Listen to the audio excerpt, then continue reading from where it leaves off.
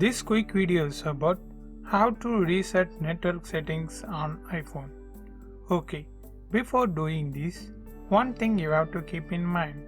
If you reset your network settings, it will also remove your saved Wi-Fi connections, hotspot connections. After successfully reset your network settings, you can again save the wireless connections passwords.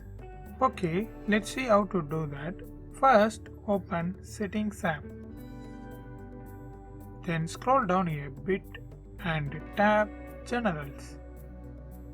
Then scroll down to the end and tap Transfer or Reset iPhone. Okay, then touch Reset. And here choose Reset Network Settings. Then enter your iPhone screen passcode. And finally touch Reset Network Settings. Then your iPhone will be automatically turned off and then turned on. Then enter the screen passcode.